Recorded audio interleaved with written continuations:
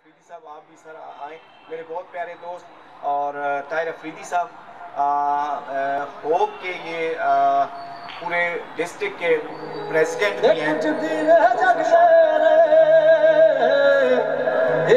اعوذ باللہ من الشیطان الرجیم, بسم اللہ الرحمن الرحیم.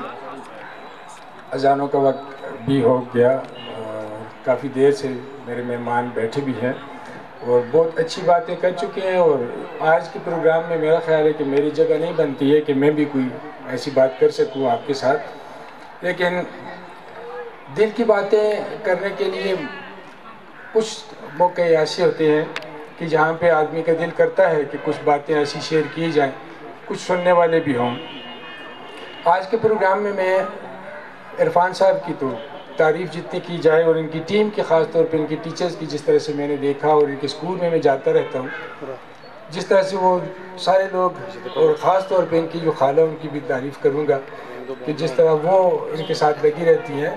ذیشان بھائی نے ٹھیک کہا کہ بڑا مشکل تھا کہ اسکول میں نارمل بچوں کو پڑھایا جائے, اور جس طرح سے ان کو خیال کیا جاتا ہے اس کے مقابلے میں یہ لوگ جو واقعی اسپیشل ہیں. تو میں بیکن ہاؤس کے بچوں نے بھی یہاں پہ بات کی, اور کچھ پیرنٹس نے بھی یہاں پہ بات کی کہ جی ہمارے جو نارمل اسکول کے بچے ہیں, جس وقت یہ بچے باہر نکلتے ہیں تو وہی بچے ان کو تنگ کرتے ہیں یا کچھ کرتے ہیں. میں ایسوسیشن کے حوالے سے بھی اور ایک استاد ہونے کے ناطے بھی میں یہ ضرور کہوں گا, اور انشاءاللہ اس کو ہم ہر فورم پہ بھی اٹھائیں گے, اور اپنے ایسوسیشن میں بھی, اپنے باقی پرنسپل سے بھی یہ میں ضرور کہوں گا کہ اس قسم کے پروگرامز ہم اپنے اسکولوں میں کریں گے. ان بچوں کو لے کے جائیں گے اپنے اسکول کے ساتھ, بچے نارمل بچوں کے ساتھ ان کی انٹریکشن کروائیں گے, تاکہ کل یہ بچے جس وقت باہر نکلیں تو ہمارے نارمل بچے ان کو برجائے پریشان کرنے کے ان کو اکوموڈیٹ کریں ہر جگہ پہ. پیرنٹس کے حوالے سے میں اتنا ضرور کہوں گا کہ ایک واقعہ مجھے یاد آتا ہے جو کتابوں میں لکھا تھا کہ پرانے زمانے میں یہ پیرنٹس کے حوالے سے ہے جو ان بچوں کے لیے بہت پریشان بھی ہیں, اور ظاہر ہے ان کو اللہ پاک ان کو صبر بھی دے اور ہمت بھی دے, کہ دو میاں بیوی تھے اور ان کی عمریں 950 سال تھی تقریباً, اور وہ اپنے جھونپڑی میں جس وقت وہ لیٹے ہوئے تھے اور ان کی ٹانگیں ان کی جھونپڑی سے ان کے پاؤں باہر تھے. اتنی سی ان کی جھونپڑی تھی کہ جس میں ان کے قد اتنے لمبے تھے جو پرانے زمانے کے لوگ ہوتے تھے کہ ان کے پاؤں ان کی جھونپڑی سے باہر تھے. وہ جو شوہر تھا اپنی بیوی سے یہ کہتا ہے کہ ایک زمانہ ایسا آئے گا, لمبی بات ہے اس کو شارٹ کٹ کرتا ہوں اپنے پیرنٹس کے لیے, کہ ایک زمانہ ایسا آئے گا کہ لوگ پتھروں کے گھر بنائیں گے, بڑے مضبوط گھر بنا کے اس میں رہیں گے.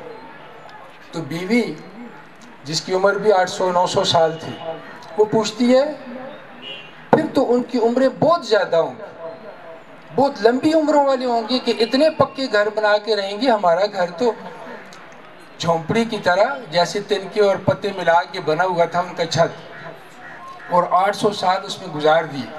تو شوہر یہ کہتا ہے, وہ بابا نہیں تھا, ینگ آدمی تھے اس ٹائم پہ, تو وہ بابا کہتے ہیں کہ نہیں, ان کی عمریں تو زیادہ سے زیادہ 70 ایئرز یا 80 ایئرز ہوں گی.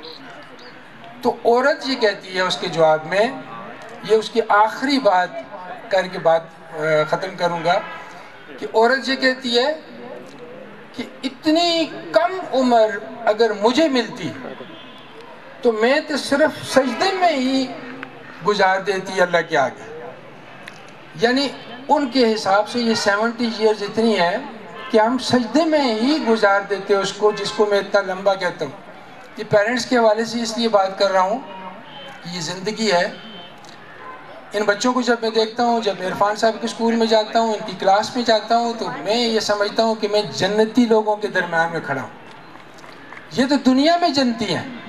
اگر کسی کو جنت دیکھنے کے لیے اور جنت کی نشانی دیکھنے کے لیے مدینہ منورہ جانا پڑتا ہے, اور مسجد نبوی میں وہ جنت کا ٹکڑا دیکھنے کے لیے اتنے دور جانا پڑتا ہے, تو کیوں نہ میں اپنے پاس, اپنے گھر کے پاس اس جنتی کو دیکھوں جو جنتی ہیں. اور آپ لوگوں کے لیے یہ ہے کہ یہ دنیا کا وقت بہت تھوڑا ہے. ضرور میرے جیسے اور میرے جیسے ظاہر استاد جو نارمل اسکولوں کے ٹیچرز ہیں, اور ایسوسیشن کے حوالے سے بھی ظاہر ہے میرا پورا صوبے کے ساتھ انٹریکشن ہے، ہم ضرور اس بات کو ٹیک اپ کریں گے کہ ان بچوں کے ساتھ جس طرح سے بھی ہو سکتا ہے ان کی مدد بھی کی جائے. لیکن آپ لوگوں کے حوصلے کی یہ بات ہے کہ کچھ ٹائم گزر گیا زندگی کا، کچھ اور گزر جائے گا. ہم سارے لوگ تک دو اس بات پہ کر رہے ہیں. مدعا اس زندگی کا یہ تھا کہ ہم اللہ کی عبادت کریں.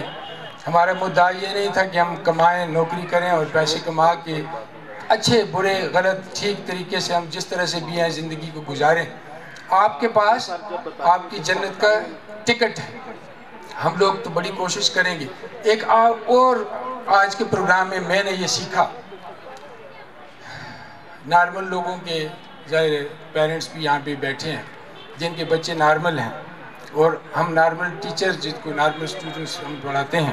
آج میں نے یہ سیکھا کہ جب میرا بچہ جب گریڈ بورڈ میں کم لیتا ہے تو اس کے پیچھے ہم لگ جاتے ہیں. جب میرا اپنا بیٹا بیٹی ذرا سے نمبر کم لیتے ہیں یا کسی سبجیکٹ میں بہت بہتر نہیں ہوتے تو ہم کوستے ہیں اللہ کو کہ یہی بیوقوف ہمارے گھر میں پیدا کیا. آج کے پروگرام میں مجھے اس نعمت کا شدت سے احساس ہوا کہ جن لوگوں کے گھر میں نارمل بچے ہیں حقیقت میں ہم نے ان کو بھی بھلا دیا. یہ لوگ تو ہمارے سر کے تاج ہیں.